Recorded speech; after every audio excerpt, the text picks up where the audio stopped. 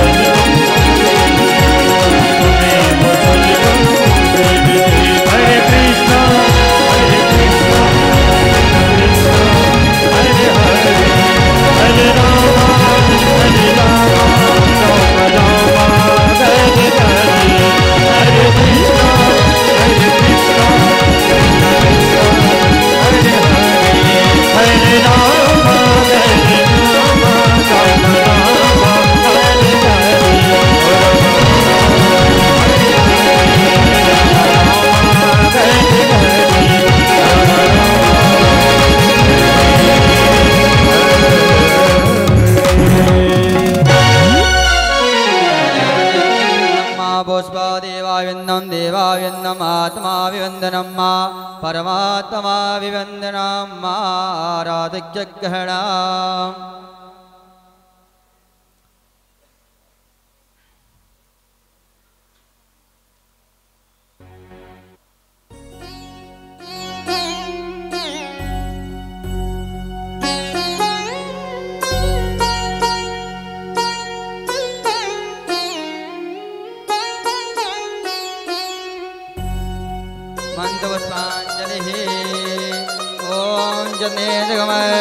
जन्देवार्तानि सर्वाणि पदमान्यासन्ना तेहनकं महिमानः सजन्त जतपूर्वे शाद्याः सन्ति देवाः।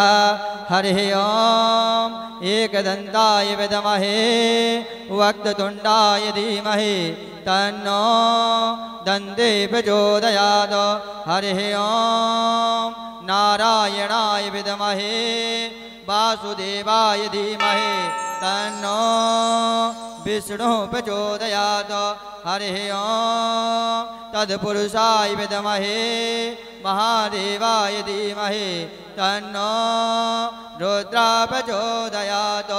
सेवन्ते गावकुलचाम्बकपाटलब्जै पुन्नागजानकरवीररसाल पुष्पै बिल्वाप्यवाय तुलसीधरमञ्जरीवे त्वं पूजयामि जगदीश्वर मे प्रसीद। नानासुगन्धपुष्पाणि यदा कालो भवानि च पुष्पाञ्जलमया दत्त ग्रहण परमेश्वरा श्री प्राणपुरुषोत्तमाय नमः मंडप देवताभ्यो नमः मंत्रपुष्पाञ्जलिं समर्पयामि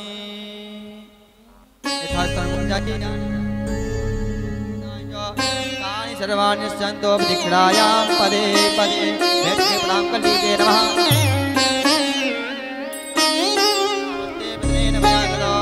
अन्नदा शरणं नास्ति तमेव शरणं मम तस्मात् कारुण्यभावेन रक्ष रक्ष परमेश्वरः शिव शिव शङ्करः।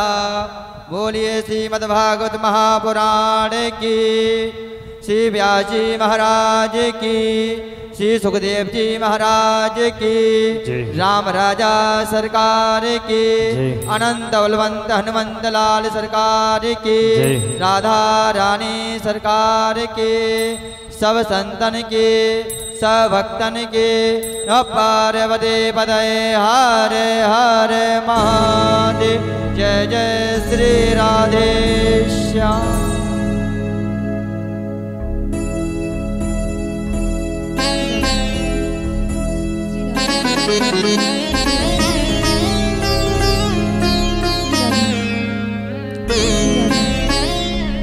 श्री राधे राधे श्याम।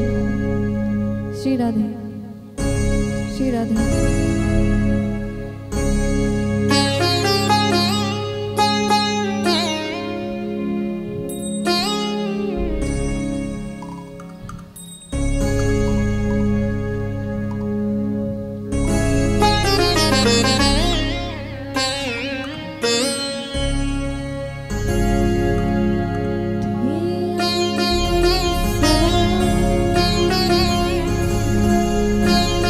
Oh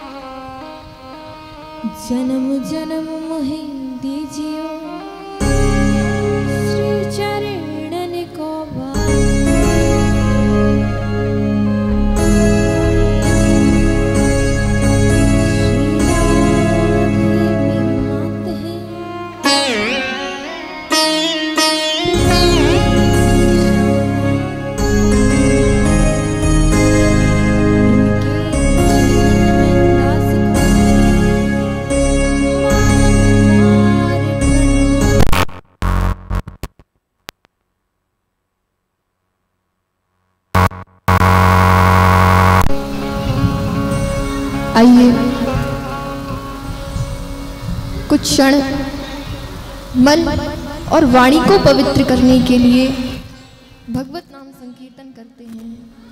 तत्पश्चात अपने जीवन के कलमश को इस भागवत की गंगा से धोने का प्रयास करेंगे।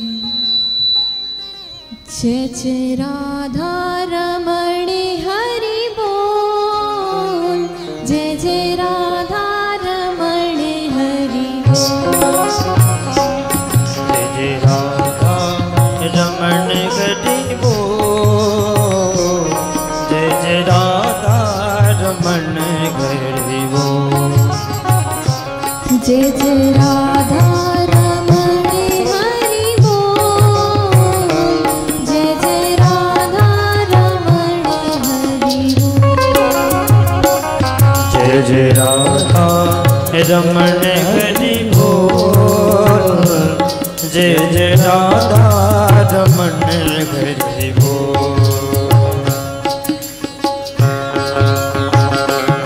जय जय राधा रमण हरि बोल, जय जय राधा रमण हरि बोल, जय जय राधा रमण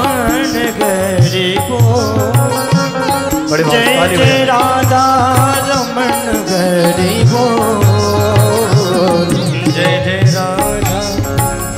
रमण हरि बोल, जय जय राधा रमण हरि बोल,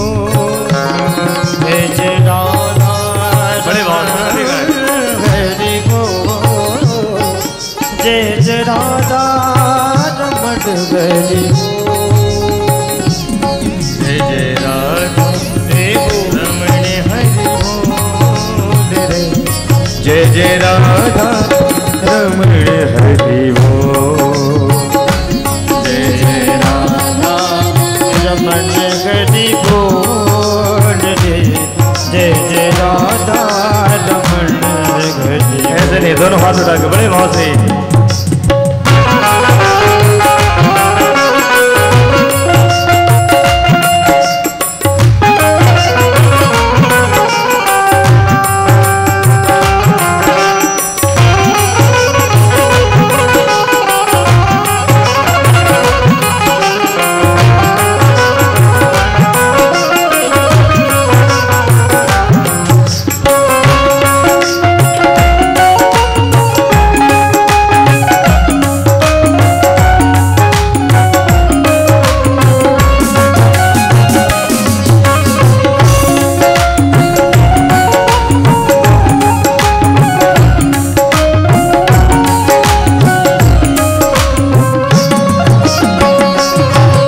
अखियन काजल मृग सोना सो, अखियन काजल मृग सोना सो, नख बेसन जादू सोना सो, नख बेसन जादू सोना सो, दूर से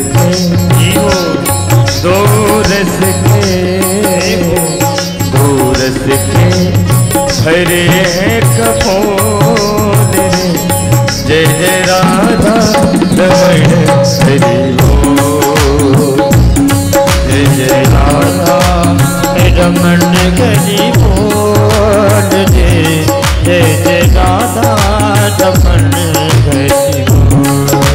ऐसे नहीं, बड़े भाव दोनों हाथ उठा के तालियों के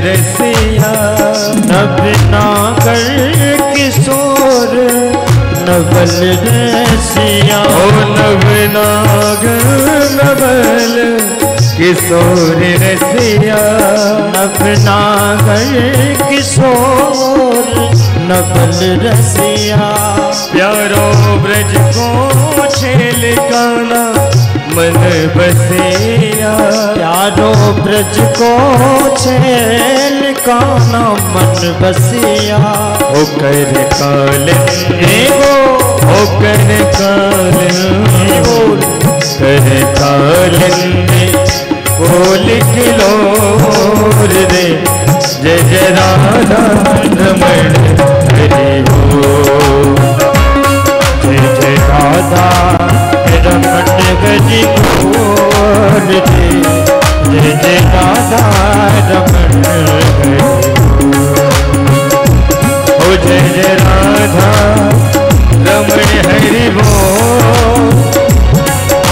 जय जय राधा रमण हरि बोल जय जय राधा रमण हरि बोल जय जय राधा रमण हरि बोल जय जय राधा रमण हरि बोल जय जय राधा रमण हरि बोल जय जय राधा रमण हरि बोल जय जय राधा रमण हरि बोल जय जय राधा रमण हरि बोल जय जय राधा रमण हरि बोल जय जय राधा रमण हरि बोल जय जय राधा रमण हरि बोल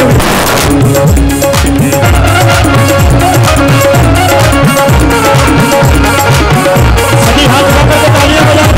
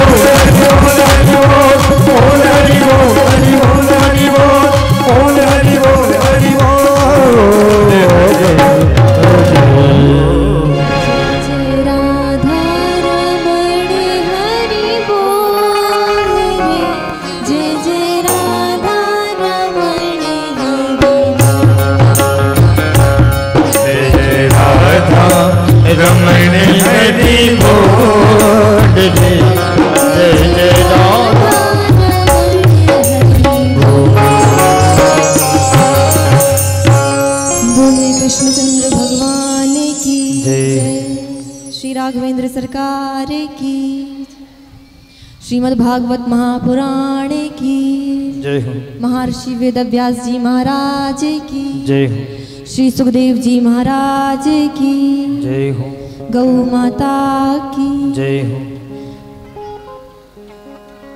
जय जय श्री राधे।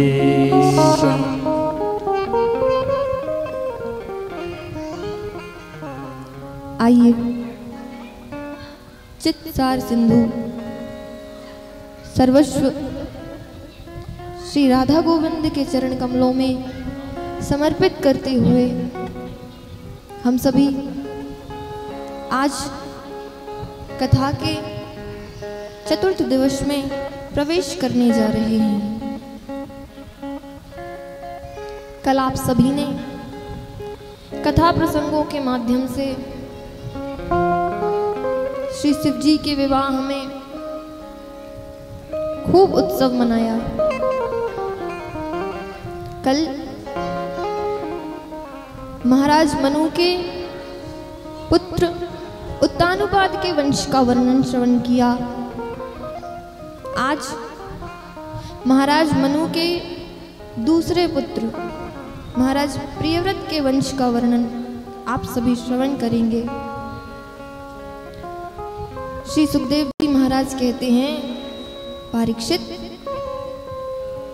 मैं तुम्हें महाराज मनु के दूसरे पुत्र प्रियव्रत के वंश और चरित्र का वर्णन सुनाता हूं। सुनो। सबसे पहले तो प्रियव्रत किसे कहते हैं? तो कहा कि प्रियांसी व्रतांसी यस्य स प्रियव्रत, जो प्रिय प्रिय व्रतों को धारण करे उसे कहते हैं प्रियव्रत। तो ये प्रियव्रत क्या होते हैं? जैसे कई लोगों का व्रत होता है कि हम 7 दिनों तक फलाहार लेकर ही कथा श्रवण करेंगे, तो ये उनका प्रियव्रत है। कई लोगों का व्रत होता है कि हम तीर्थों में चरण पादुकाएं धारण नहीं करेंगे, तो ये उनका प्रियव्रत है। तो जो प्रिय प्रिय व्रत धारण करे उसे कहते हैं प्रियव्रत। एक बार प्रियव्रत ने कहा कि ब्रह्मा जी ने रात सही नहीं बनाई। कहा क्यों? तो कहा जितने भी कामी हैं सब रात को काम करते हैं, जितने भी भोगी हैं सब रात को विषयों का भोग करते हैं, चोरी डकैती जितने भी खराब काम हैं सब रात को ही तो होते हैं। तो ब्रह्मा जी ने रात सही नहीं बनाई। एक दिन प्रियव्रत को इतना क्रोध आया कि बोले हम रात ही नहीं होने देंगे। इन्होंने एक दिव्य रथ का निर्माण किया जो सूर्य के समान तेज वाला था। अब जैसे ही सूर्य अस्त होने को आते ये अपने रथ पर आरूढ़ होकर निकल पड़ते। तो 7 दिनों तक रात नहीं हुई और इनके रथ से पृथ्वी पर जो 7 गड्ढे बने हैं उनसे सप्तद्वीपों का निर्माण हुआ है। 7 दिनों तक रात नहीं हुई। देखिए, हमारे जीवन में जब कोई घटनाएं घटित होती हैं, कुछ भी होता है, तो हम भगवान को पहले दोष देने लगते हैं। अरे ब्रह्मा जी तुमने ये क्यों किया, ऐसे क्यों किया, ऐसे नहीं वैसे करते, वैसे नहीं वैसे करते, ये क्यों बनाया, वो क्यों बनाया। इस प्रकार हम ब्रह्मा जी की कृति में हस्तक्षेप करते हैं ना। हर चीज हमारे मन के अनुरूप होनी चाहिए। एक बार एक सज्जन आए, एक महात्मा जी के पास गए, हाथ जोड़कर बोले, महाराज हमें लगता है कि आपके भगवान में अकल थोड़ी कम है। महात्मा बोले, हो भाग्य हमारे जो आपके दर्शन हुए। कम सही है तो आदमी बोला, महाराज आप कैसी बात करते हैं? संत होकर कह रहे हैं कि भगवान में अकल नहीं है। महात्मा बोले कि अगर उनमें थोड़ी बहुत अकल होती तो वो तुम जैसे बेअकल काय को बनाते। लेकिन भगवान भी इन अभिमानियों का बढ़िया इलाज करते हैं। एक बार एक आदमी अपने मित्र से बोला हम एक नए विषय पर शोध करेंगे। अच्छा, बोले विषय क्या होगा? बोले विषय है कि भगवान ने सृष्टि की रचना करने में कितनी गलतियां की हैं। मित्र बोला, अरे वाह वाह वाह, ये तो बड़ी मौलिक कृति होगी, किसी ने इस विषय पर चर्चा कभी की ही नहीं होगी। अरे चर्चा तो छोड़ो, किसी ने सोचा ही नहीं होगा इस विषय में। तो निकल पड़े दोनों, बोले चलो। अब इसने मित्र को पेन कागज पकड़ा दिया। अब ये गलती बताए, बोले देखो भगवान ने ये गलती कर दी, वो गलती कर दी, तुम नोट करो। ये गलती बताए और मित्र इसका लिखता जाए। ऐसे ऐसे करके इसने काफी गलतियां बताई। अब एक गांव में पहुंचा तो गांव में एक छप्पर नुमा घर देखा। उसके ऊपर कद्दू की एक बेल लगी हुई थी, उसमें बड़े बड़े काशी फल लगे थे। अब बेल पतली सी, बड़ी नाजुक, पत्ते बड़े बड़े और फल भी बड़े बड़े।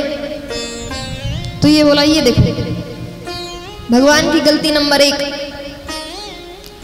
इतनी नाजुक सी बेल बनाई और उस पर इतने बड़े बड़े फल लगा दिए। इस बात से समझ में आता है कि भगवान तुम्हारे बेअकल हैं, नोट कर लो।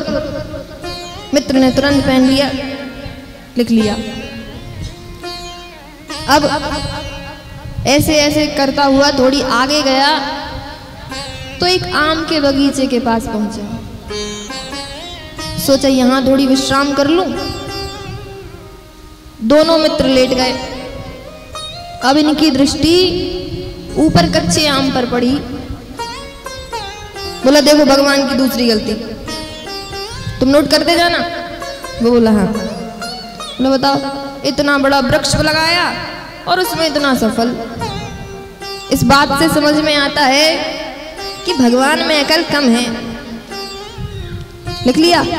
हाँ, गलती लिख गई। अब ये टुकुर टुकुर टुकुर टुकुर देख रहा था आम को। अच्छा, भगवान भी बड़े अद्भुत हैं। भगवान ने कहा बेचारा इतनी अच्छी कृति तैयार कर रहा है, थोड़ा इसको सबक तो सिखा दिया जाए। तो भगवान बोले कि अभी बताता हूं तुझे। एक हवा का झोंका आया, कच्चा आम टूटकर इसकी नाक पर गिरा। अरे भगवान! अब देखिए, नाक जैसा कोमल अंग और कच्चे आम का पत्थर जैसा फल, और कलयुग का आदमी जो एक चांटा तो सहन नहीं कर पाता, खांसी चोट क्या सहन करेगा। ये तो मूर्छित होकर गिरने लगा। मित्र ने पकड़ा, अरे अरे मित्र क्या हुआ क्या हुआ? मैं तुम्हें पंखा करता रहूं, डॉक्टर को बुलाऊं, हकीम को बुलाऊं या पानी पिलाऊं? वो बोला तू कुछ मत कर। फिर बोला पहले दोनों गलती काट। क्यों? बोले एक भी नहीं है। अरे हुआ क्या? बोला भैया अच्छा हुआ जो इतना सफल लगाया, इसी में तो हम अधमरे हो गए, और अगर कहीं बड़ा लगा दिया होता तो हमारा तो मामला ही शांत हो जाता ना। लेकिन आदमी मानने को तैयार नहीं है। प्रियव्रत नहीं माने। ब्रह्मा जी ने आकर समझाया है, पुत्र संसार में कोई भी वस्तु व्यर्थ नहीं है। प्रकृति में प्रत्येक वस्तु का अपना अपना कार्य है। प्रियव्रत माने। प्रियव्रत ने अपने पुत्र को राजा बनाया और स्वयं वन की ओर गए हैं। प्रियव्रत के पुत्र हुए आग्नेन्द्र, आग्नेन्द्र के नाभि और इन्हीं के यहाँ श्री ऋषभदेव भगवान का जन्म हुआ है। बोलिए ऋषभदेव भगवान की जय। ऋषभदेव भगवान के यहाँ 100 पुत्रों ने जन्म लिया। इनका विवाह इंद्र की पुत्री जयंती के साथ हुआ था। 100 पुत्र इनके यहाँ हैं। सबसे बड़े पुत्र का नाम है भरत, जिनके नाम से इस देश का नाम भारत पड़ा। 100 पुत्र हैं, लेकिन 100 एक से बढ़कर एक ज्ञानवान हैं। लेकिन भागवत में फिर भी वर्णन आता है कि एक बार ऋषभदेव भगवान ने अपने समस्त पुत्रों को बुलाया और उन्हें बड़ा सुंदर ज्ञान का उपदेश दिया। क्या कहते हैं? बच्चों ध्यान से सुनो। संसार में केवल 2 ही आनंद हैं, एक विषयानंद और दूसरा ब्रह्मानंद। विषयानंद तो आपको प्रत्येक योनि में भोगने के लिए मिल ही जाएगा, लेकिन ब्रह्मानंद केवल मनुष्य शरीर में ही संभव हो सकता है। ऋषभदेव भगवान कहते हैं, बच्चों विषयों तक जिनकी बुद्धि सीमित है वो तो हैं पशु, लेकिन जिन्होंने ब्रह्मानंद को प्राप्त कर लिया वो है मनुष्य। तो यदि स्वर्ग का, मोक्ष का मार्ग प्रशस्त करना चाहते हो तो चाबी है संत महात्मा, और यदि नरक का मार्ग प्रशस्त करना चाहते हो तो चाबी है लंपट पुरुष। बड़ा सुंदर ज्ञान का उपदेश दिया। मानस में भी वर्णन आता है ना कि संत कर अपवर्ग सुख, कामी भव कर पंथ।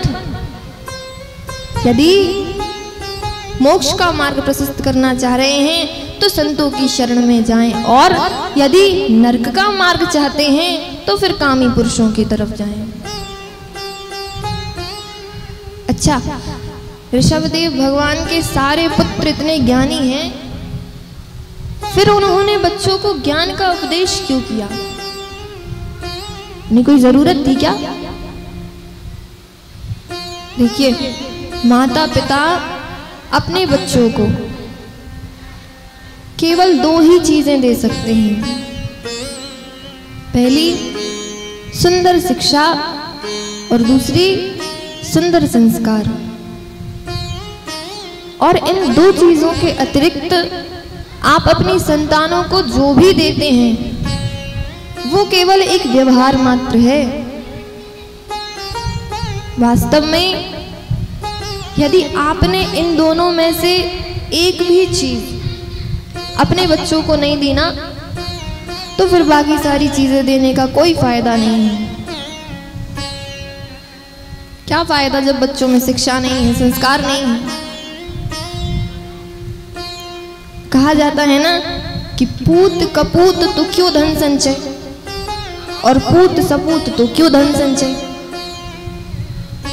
जब आपको पता है कि मेरा पुत्र कुपुत्र है तो उसके लिए धन इकट्ठा क्या करना, वो तो बर्बाद ही करने वाला है। और यदि आपको पता है कि मेरा पुत्र सुपुत्र है, बड़ा संस्कारी है, तो फिर उसके लिए भी धन इकट्ठा क्या करना, वो अपने बल से, अपने पराक्रम से कमा ही लेगा ना। कहने का अभिप्राय ये है कि बच्चों को काम धंधा करवा देना, बच्चों का विवाह करवा देना, गाड़ी घोड़े दिलवा देना, ये आपका कोई देने का काम नहीं है। आपका कर्तव्य है कि आप बच्चों को सुंदर शिक्षा और संस्कार दें। ऋषभदेव भगवान ने अपने बच्चों को इसीलिए ज्ञान का उपदेश दिया है, ताकि समाज में ये संदेश जा सके कि प्रत्येक माता पिता का परम कर्तव्य है अपने बच्चों को सुंदर शिक्षा और संस्कार देना। बड़ा सुंदर उपदेश दिया। ऋषभदेव भगवान ने अपने बड़े पुत्र भरत जी को राजा बनाया। भरत जी राजा बने, कुछ समय राज्य किया। उसके बाद भरत जी ने अपने पुत्र सुमित को राजा बनाया और स्वयं वन की ओर चले गए। अच्छा, गए कहाँ? ये गए गंडकी नदी के किनारे, जो वर्तमान में नेपाल में है। गंडकी नदी नाम तो आप सभी ने सुना होगा ना, नेपाल में है।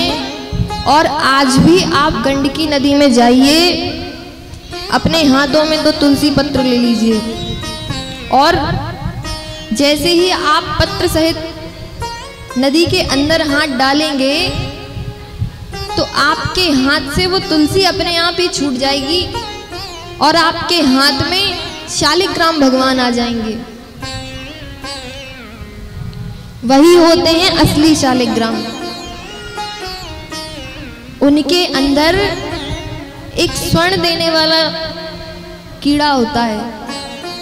अब तो खैर नेपाल की गवर्नमेंट ने रोक लगा दी है, इसलिए पहले जो नदी से हमारे हाथ में शालिग्राम आते हैं ना, वो चीन की गवर्नमेंट जो है वो हमसे ले लेती है और फिर उसमें से वो सोना देने वाला जो कीड़ा होता है, वो तुलसी का पत्र खा के सोना देता है, वो उस कीड़े को निकाल कर फिर शालिग्राम वापस करती है। तो भरत जी वहां गए हैं। एक दिन भरत जी गंडकी नदी में स्नान करके भगवान सूर्य नारायण को जल दे रहे थे। तभी वहां एक मृगी जल पीने के लिए आई। उसी क्षण एक शेर ने मृगी की तरफ शिकार करने के लिए दौड़ा है। मृगी डर के मारे नदी में कूद गई। मृगी का गर्भ प्रसव हो गया नदी में। मृगी तो मर गई, पर भरत जी ने उस मृग के बच्चे को उठा लिया और अपने साथ ले आए। भरत जी ने उस मृग के बच्चे को खूब अच्छे से पालन पोषण किया। श्री सुखदेव जी महाराज कहते हैं, परीक्षित, भरत जी ने उस मृग के बच्चे को बचाया। इसे तो मैं प्रेम की उपमा देता हूं। किसी पानी में बहते हुए जीव की रक्षा करना ये प्रेम है। लेकिन ये प्रेम कब तक रहता? जब भरत जी कुछ दिनों तक उस बच्चे को अपने पास रखते और वो जैसे ही बड़ा हो जाता उसे वापस मृगों के झुंड में छोड़ देते। लेकिन भरत जी को उस मृग के बच्चे से ममता हो गई, और ममता ही तो बंधन का कारण है। देखिए, संसार का भी कर्तव्य कुछ इसी तरीके से है।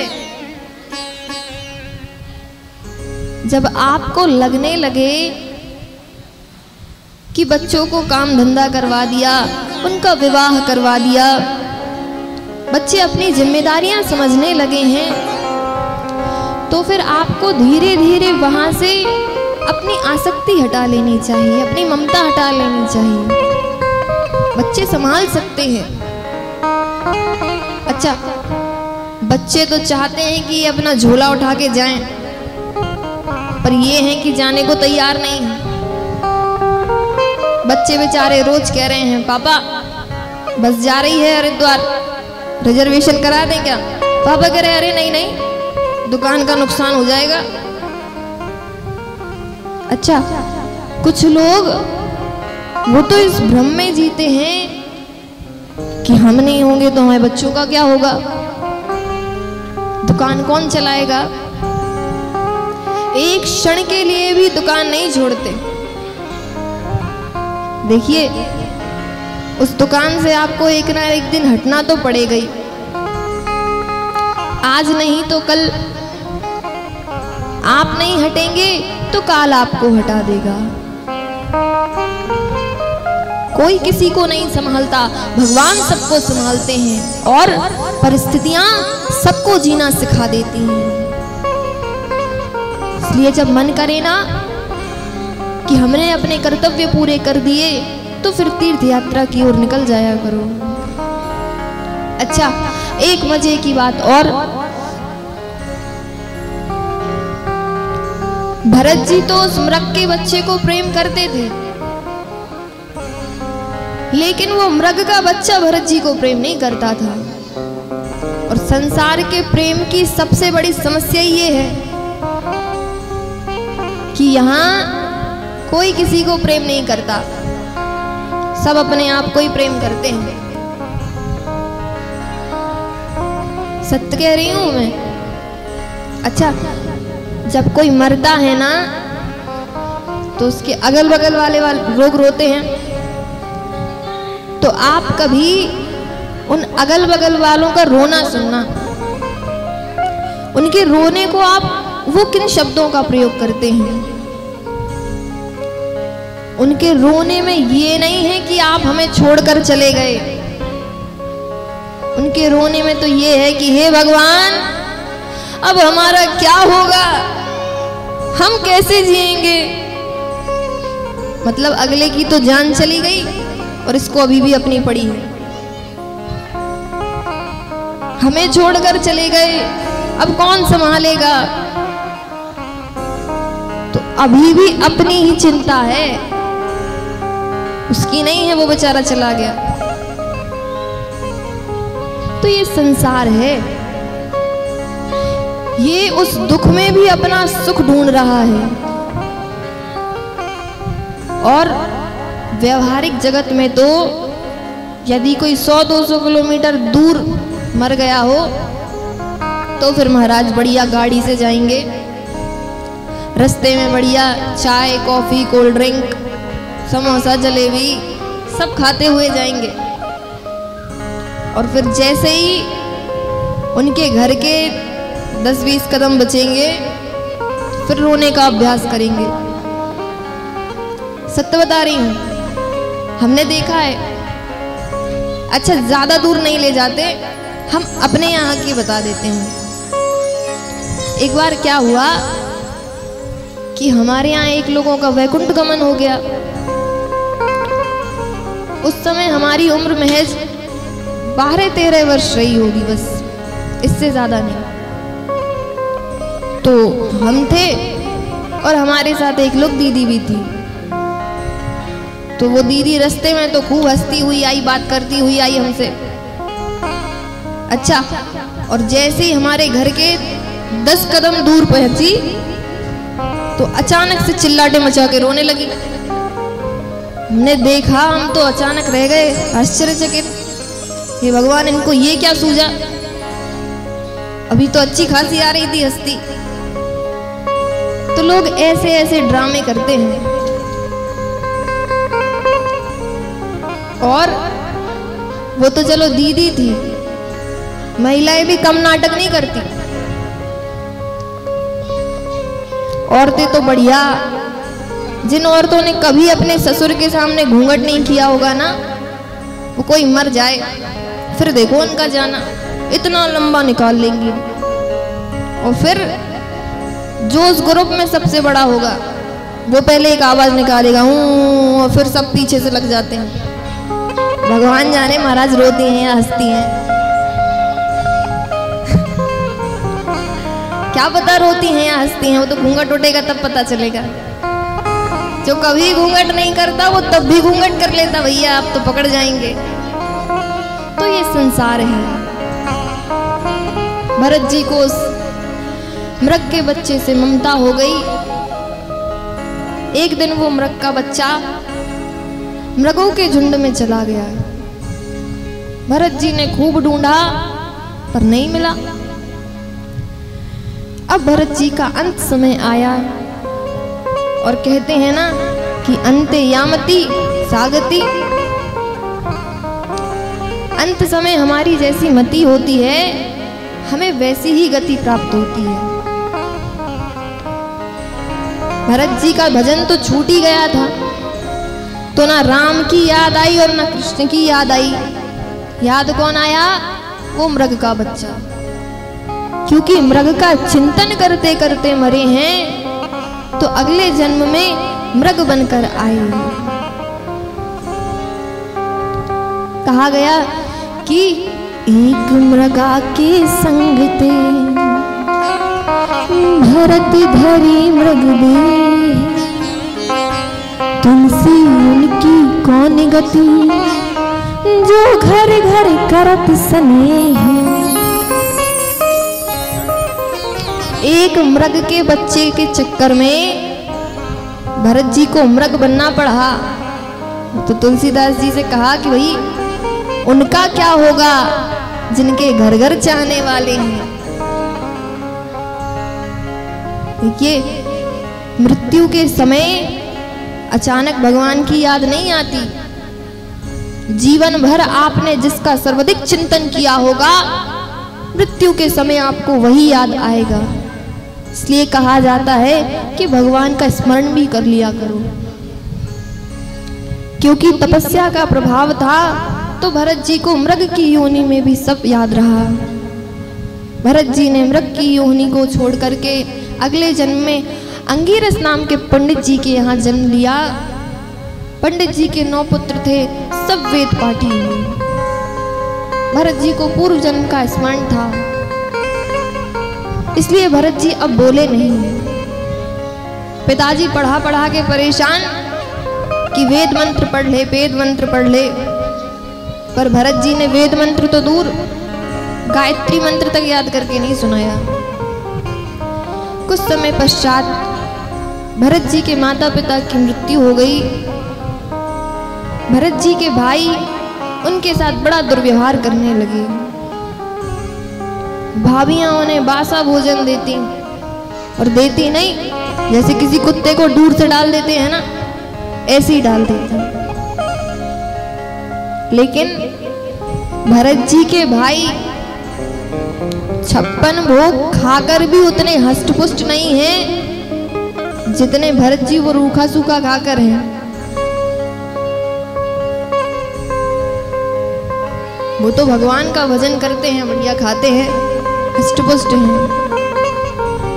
कहते हैं ना कि तुलसी बिरवा बाग का सींचत ही मुरझाए, और राम बहू से जो रहे सो पर्वत पर हरि आए। तो राम जी के भरोसे हैं।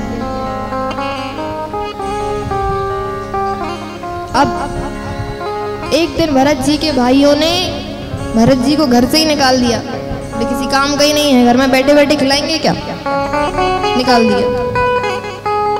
भरत जी वन की ओर गए। कुछ डाकू आए हैं और भरत जी को उठा कर ले गए। भरत जी ने कोई विरोध ही नहीं किया कि छोड़ो कि क्या, बोले हाँ चलो, चले गए।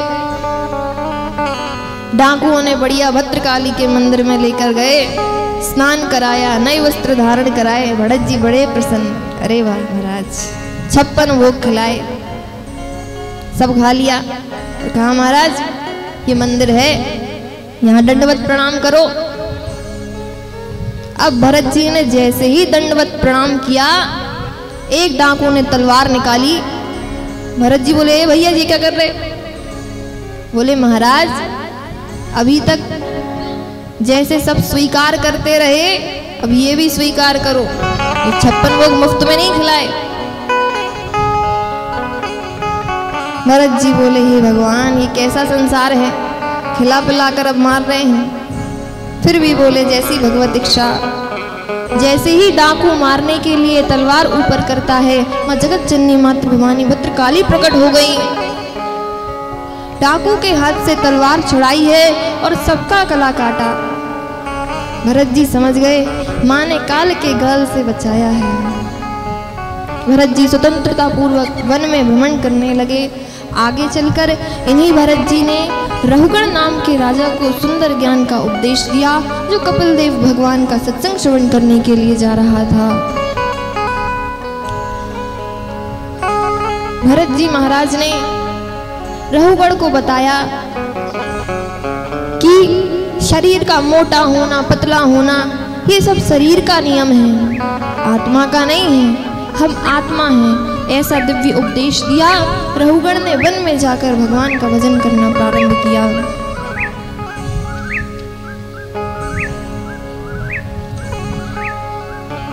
आगे श्री सुखदेव जी महाराज भूगोल खगोल का वर्णन करते हुए राजा परीक्षित से कहते हैं, परीक्षित, इस पृथ्वी पर 99 योजन नीचे 28 प्रकार के नरक हैं। तामिश्र, अंध्रतामिश्र, कुंभिपाक, रौरव, महारौरव इत्यादि। परीक्षित, जो व्यक्ति पाप कर्म करते हैं तो यमराज के दूत उनके गले में यमपाश डालकर उन्हें नरक में फेंक देते हैं। परीक्षित ने कहा, महाराज, नरक जाने वालों के कर्म क्या है? कौन नरक जाता है? तो कहते हैं, अत्यंत कोपम कटुका चवाणी दरिद्रता च सजनेश्वरम् नीच प्रसंगम कुलहीनसेवा नरकगामी चिन्ह देहिना। कहा, अत्यंत कोपम, जिस व्यक्ति के अंदर 24 घंटे क्रोध भरा रहता हो, जो हमेशा गुस्सा में ही रहता हो, सनकी कहते हैं हमारे यहाँ ऐसे लोगों को, है ना? हाँ, तो ऐसे लोग नरक के गामी होते हैं। फिर कहा, कटुका चवाड़ी, जो प्रेम से भी बात करेंगे पर शुरुआत गालियों के साथ करेंगे, ऐसे व्यक्ति नरक के गामी होते हैं। फिर कहा, दरिद्रता, भगवान ने सब कुछ दिया है लेकिन संतुष्टि नहीं है। हाउ हाउ में लगे हैं, हमें ये भी मिल जाए, हमें वो भी मिल जाए, ये गाड़ी, वो बंगला, जिसके अंदर संतुष्टि नाम की कोई चीज ही नहीं है। ऐसा व्यक्ति नरक का गामी है। स्वजनेषु वैरम, जो अपने स्वजनों से, अपने प्रियजनों से वैर की भावना रखता है, ऐसा व्यक्ति भी नरक का गामी है। कुलहीन सेवा, जो अपने कुल से अलग रहते हैं, उनसे वैर की भावना रखते हैं, ऐसे व्यक्तियों की सेवा करना भी, जो व्यक्ति उनकी सेवा करते हैं ना, वो भी नरक के गामी। परीक्षित बोले, महाराज, आपने तो ऐसा नरक का वर्णन किया कि मुझे डर लग रहा है। शांत रहिए महाराज। अब तो आप ये बताइए कि यदि किसी व्यक्ति से गलती से पाप कर्म हो जाए तो फिर वो नरक से मुक्त कैसे हो? तब श्री सुखदेव जी महाराज कहते हैं, परीक्षित, केचित् केवलया भक्त्या वासुदेव परायणा अन्धधन्वन्ति कांचेन निराहमेव भास्कर।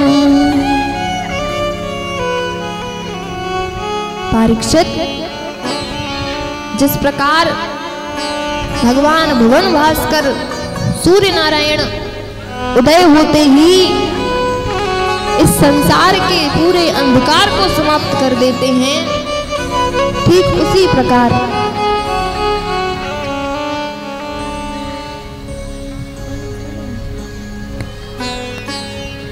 प्लीज भैया, थोड़े बच्चे शोर कर रहे हैं, इसे देखें बच्चों को।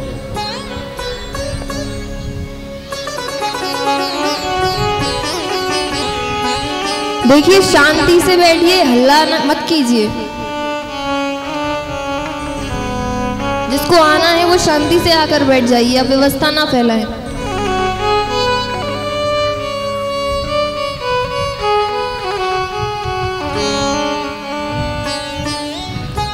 श्री सुखदेव जी महाराज कहते हैं, परीक्षित, जिस प्रकार भगवान भुवन भास्कर सूर्य नारायण उदय होते ही संपूर्ण ब्रह्मांड के अंधकार को समाप्त कर देते हैं, ठीक वैसे ही जो लोग भगवान के नाम का स्मरण करते हैं वो भगवान के परम पद को प्राप्त करते हैं।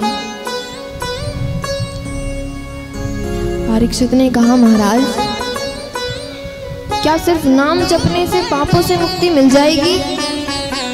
हमें नरक नहीं जाना पड़ेगा? ऐसा कभी संभव हुआ है क्या?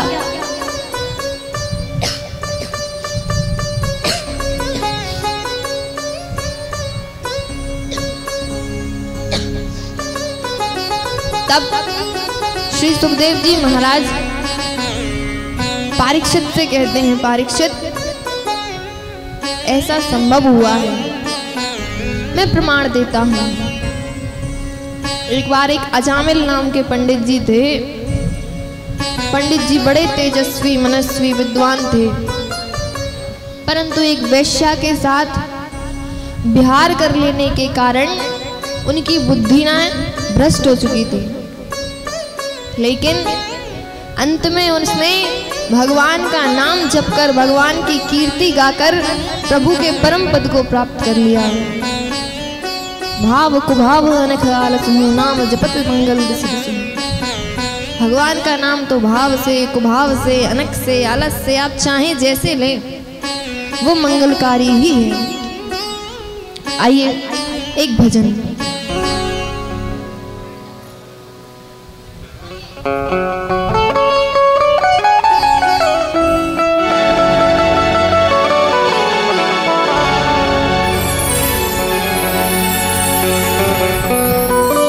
अगर नाथ देखोगे अवगुण हमारे, तो हम कैसे भव से लगेंगे किनारे।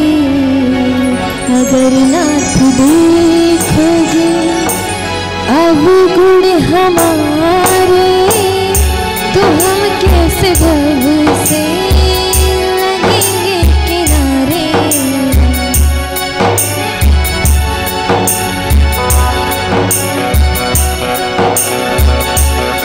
नाथ देखोगे अवगुण हमारे, तो हम कैसे भरोसे लगेंगे किनारे। अगर नाथ देखोगे अवगुण हमारे, कैसे भरोसे लगेंगे किनारे। अगर नाथ देखोगे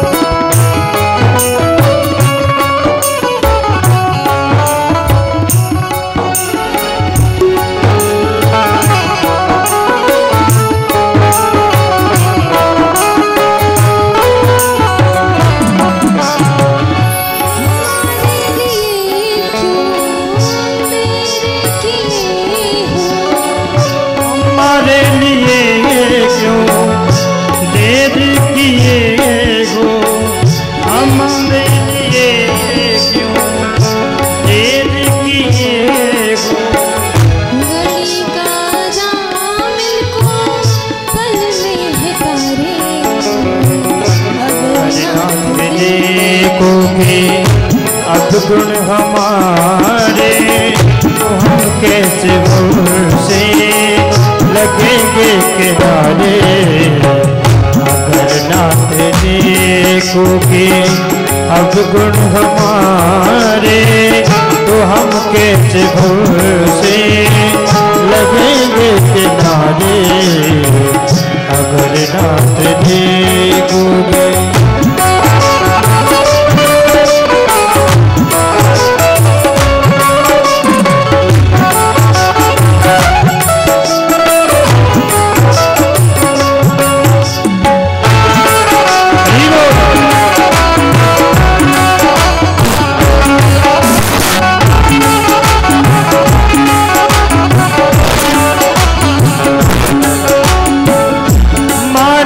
अगम है अपावन कृष्ण है, माना अगम है अपावन कृष्ण है, सब कुछ है लेकिन हम हैं तुम्हारे अगर नाथ देखोगे।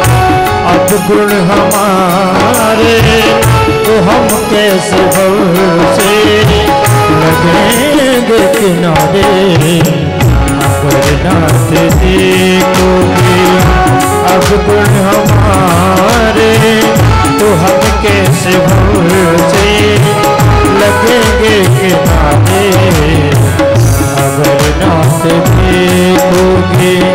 अब गुण हमारे तो हम कैसे भरोसे लगेंगे किनारे तो हम कैसे भरोसे लगेंगे किनारे तो हम कैसे भरोसे लगेंगे किनारे।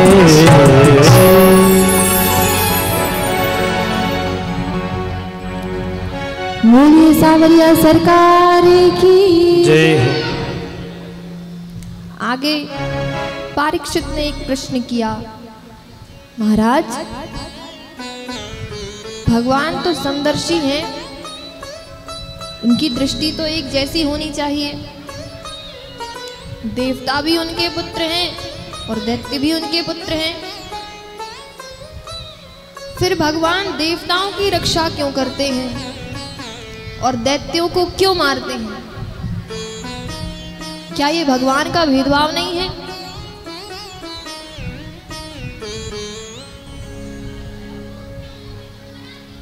क्या राक्षस भगवान के पुत्र नहीं? श्री सुखदेव जी महाराज कहते हैं कि समा प्रिया सुरदय ब्राह्मण भूताना भगवान स्वयं इंद्रस्यार्थे कथं दैत्यानि परमो यत् विषमो। परीक्षित बड़ा सुंदर प्रश्न किया। भगवान तो समदर्शी है, देवता भी उनके पुत्र हैं और दैत्य भी उनके पुत्र हैं, लेकिन भगवान की इसमें कोई गलती नहीं है। भगवान का तो एक सिद्धांत है, ये यथा माम प्रपद्यन्ते तांस्तैव वजाम्यहम्। जो मुझे जिस भाव से भजता है मैं उसे उसी भाव से प्राप्त होता हूँ।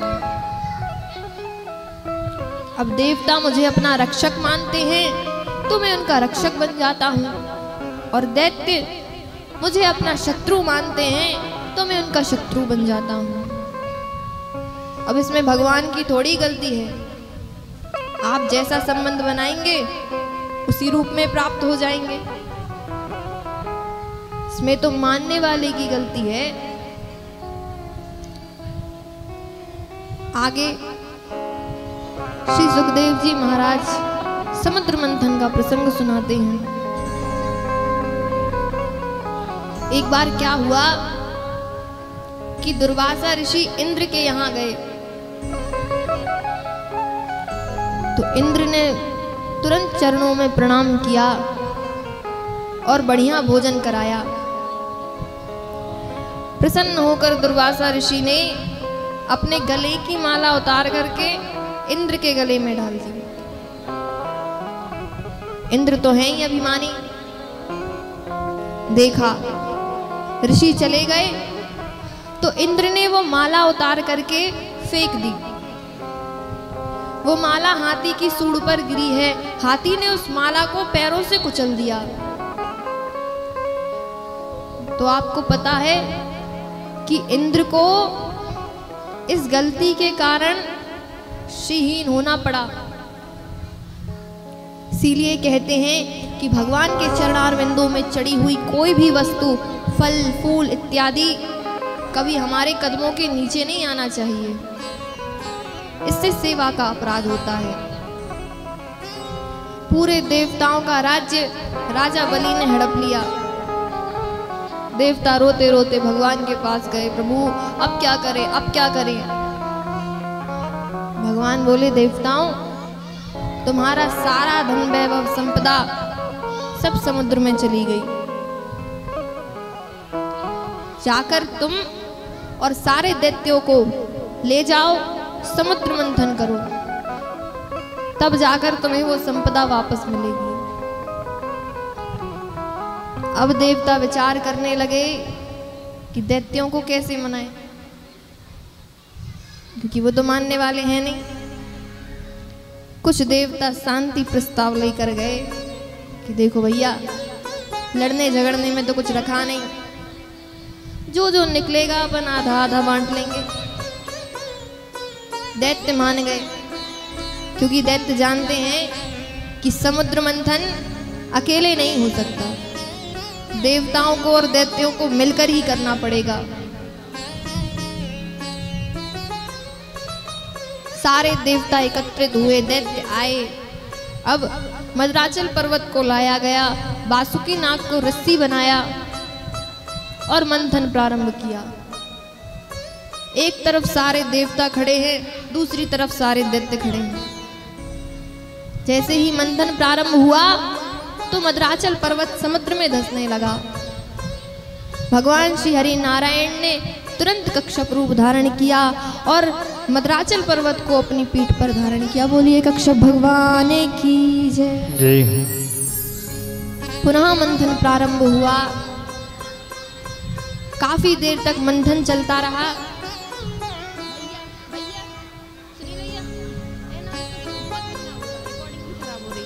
ये सभी माताओं बहनों से अनुरोध है कि कृपया शोर ना करें, और जो शोर कर रहा है, जो बात कर रहा है, वो घर जा सकते हैं। ऐसी कोई बात नहीं है कि यहीं आपकी पंचायत हो पूरी, क्योंकि यहाँ पे लाइव प्रोग्राम चल रहा है, लाइव कथा चल रही है। आप लोगों को सोचना चाहिए थोड़ा। ये बच्चे हैं ना, जो बच्चों को भी बाहर निकाल लें। हाँ, बच्चों को समझाएं और थोड़ा सा उन्हें, और यहाँ पे डिस्टर्ब होता है कथा में, इसलिए ज़रा ध्यान दें बच्चों के लिए।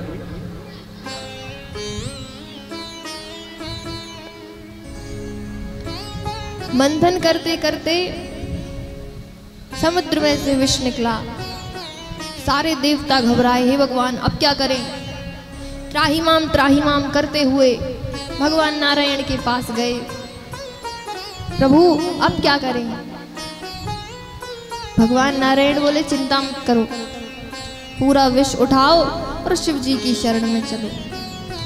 सारे देवता भगवान शंकर के पास गए। त्राहिमाम रक्षा करें महादेव, रक्षा करें। महादेव जी ने कहा कि क्या हुआ।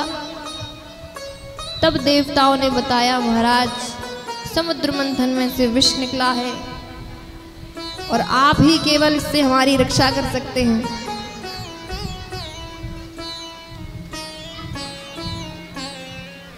शिव जी मुस्कुराकर बोले, पार्वती ये सब मुझे विष पिलाने के लिए कह रहे हैं, पी लूं, क्या करूं। पार्वती मैया बोली, महाराज वही कीजिए जिसमें सबका है तो। शंकर जी बोले, मतलब हम विष पी लें। पार्वती मैया बोली, हे भगवान कौन सी पतिव्रता पत्नी होगी जो अपने पति से कहेगी कि तुम विष पी लो। हम नहीं कह रहे। शंकर जी समझ गए ये क्या कहना चाहती हैं। शिव जी ने कहा, लाओ भैया विष। विष का पात्र लाया और शिव जी ने अपने कंठ में धारण किया। शिव जी ने विष को नीचे नहीं जाने दिया, क्योंकि शिव जी के हृदय में भगवान श्री रामचंद्र जी का निवास है, उन्हें कोई हानि ना हो। इसलिए शिव जी ने पहले कहा रा, कंठ में विष डाला और फिर ऊपर से ढक्कन लगा दिया। बोले माँ, और बीच कंठ में ही विष को धारण कर लिया। तब से श्री शिव जी का नाम पड़ा नीलकंठ। बोलिए नीलकंठ महादेव की जय। पुनः मंथन प्रारंभ किया गया। अब की बार मंथन करते करते कामधेनु गाय निकली जो ऋषियों को समर्पित की गई। फिर से मंथन किया। अब की बार चंद्रमा निकला, देवादि देव महादेव के मस्तक पर धारण किया। फिर से मंथन हुआ, कौस्तुभ मणि निकली है, भगवान श्री हरि नारायण को समर्पित की। अब की बार मंथन हुआ तो उच्चाश्रव नाम का घोड़ा निकला है जो राजा बलि को दिया गया। इस बार मंथन हुआ तो जोर जोर से बिजली चमकने लगी, समुद्र की लहरें खूब तेज तेज आगे बढ़ने लगी। 20 समुद्र में से हाथों में वरमाला लिए माता लक्ष्मी प्रकट हो गई। बोलिए लक्ष्मी महारानी की जय। मैया के हाथ में वरमाला है। अब सारे देवता, सारे दैत्य, यहाँ तक कि जितने ऋषि मुनि थे सब लक्ष्मी जी के सौंदर्य पर मोहित हो गए। अब तो सब आगे आगे खिसके हमारे गले में माला डाल देंगे, हमारे में डालेंगे। भगवान विष्णु बोले भैया उनको आने तो दो। यहाँ एक काम करो, ऐसे धक्का मुक्की मत करो, लाइन लगाकर बैठ जाओ। तो एक लाइन में सारे देवता बैठ गए, एक में सारे दैत्य बैठ गए और एक लाइन में पूरे संत महात्मा अपने अपने चिमटा गाड़ के बैठ गए। अब सब लगे हमारे गले में माला डलेगी, हमारे में डलेगी। और भगवान विष्णु सबसे अलग बैठ गए। माता लक्ष्मी आई तो उन्होंने देखा, विष्णु भगवान की ओर दृष्टि गई तो विचार करने लगी कि मेरे लिए यही सबसे अच्छा पार्टनर है, से अच्छा जीवन साथी मुझे मिल ही नहीं सकती। क्यों? मंगलम भगवान विष्णु मंगलम गरुड़ध्वजा मंगलम पुंडरीकाक्षे मंगलायुतनो हरि। इनका स्वभाव भी मंगल, स्वरूप भी मंगल, इनसे अच्छा जीवन साथी नहीं मिल सकता। माता लक्ष्मी ने भगवान नारायण के गले में माला पहनाई। बोलिए लक्ष्मी नारायण भगवान की जय। भगवान नारायण के गले में माला तो पहना दी तो कहते हैं कि इनका विवाह हो गया। लेकिन ब्रज में कई संत महात्मा कहते हैं कि विवाह तो प्रभु का पहले ही हो चुका था, ये तो अपनी एनिवर्सरी मनाने आई थी, शादी की सालगिरह मनाने आई थी। इस प्रकार समुद्र मंथन हुआ। अब आगे मंथन किया गया तो धन्वंतरी अमृत का कलश लेकर प्रकट हुए हैं। बोलिए धन्वंतरी भगवान की जय हो। अमृत का कलश लेकर आए, देवताओं ने हाथ से कलश लिया और जैसे ही लिया इतने में दैत्य आए, देवताओं के हाथ से कलश छुड़ाकर भाग गए। दैत्य भागे, सारे देवता रोते रोते भगवान नारायण के पास गए। त्राहि माम, रक्षा करें प्रभु, रक्षा करें। महाराज दैत्य अमृत का कलश लेकर भाग गए। यदि इनने अमृत पी लिया तो ये तो वैसे ही अभी मारते हैं, आगे और पिटाई लगाएंगे। बचा लीजिए प्रभु। भगवान बोले चिंता मत करो, पात्र को ही मिलता है, कुपात्र को नहीं। भगवान ने बड़ा सुंदर विश्व मोहिनी का रूप धारण किया। बोलिए विश्व मोहिनी भगवान की जय हो। विश्व मोहिनी का रूप भगवान ने धारण किया। बड़ा सुंदर स्वरूप है, एकदम गोरा रंग और नीले रंग की साड़ी, काले काले लंबे लंबे घुंघराले बाल मेरे ठाकुर के, और आंखें ऐसी जैसे खिलता हुआ कमल। अधर ऐसे जिन्हें देखकर बड़े बड़े ऋषियों की भी समाधि खुल जाए। बड़ी सुंदर चाल और विश्व मोहिनी नाम है। विश्व मोहिनी किसे कहते हैं? जो विश्व को मोहित करने की क्षमता रखते हों, सही तो विश्व मोहिनी कहते हैं। भगवान दैत्यों के पास गए तो सुनिए, आप लोग तो बड़े हैंडसम लगते हैं। दैत्य बेचारे फिसल गए, बोले और बड़े समझदार भी लगते हैं। फिर आप लोग इतने समझदार होकर ऐसे लड़ क्यों रहे हैं? दैत्य बोले बात कुछ नहीं है देवी जी, बात ऐसी है कि ये सब कह रहे हैं कि पहले अमृत हम पिएंगे, ये कह रहा हम पिएंगे, तो बस अमृत की लड़ाई मची है। अच्छा, भगवान का इतना सुंदर स्वरूप है कि जो दैत्य आपस में लड़ रहे थे कि पहले हम पिएंगे हम पिएंगे, वो अमृत पीना भूल गए। कई लोगों को अपनी सुंदरता का बड़ा अभिमान होता है। अरे हम इतने सुंदर हैं, शब्द नहीं अब हम क्या कहें, लेकिन जिसे अपनी सुंदरता का अभिमान होना, वो एक बार हमारे सावरिया सरकार के दर्शन कर ले। हम सब उनकी चरणों के नख की जो धोबन होती है ना, उसके बराबर भी सुंदर नहीं है। यहाँ तक कि पूरे विश्व में, अरे विश्व में तो छोड़ो, पूरे स्वर्ग में भी कोई उन बराबर सुंदर नहीं है। इसलिए सुंदरता का अभिमान न किया करो। देवता बोले कि भगवान जाने क्या हुआ होगा, अमृत पी तो नहीं लिया,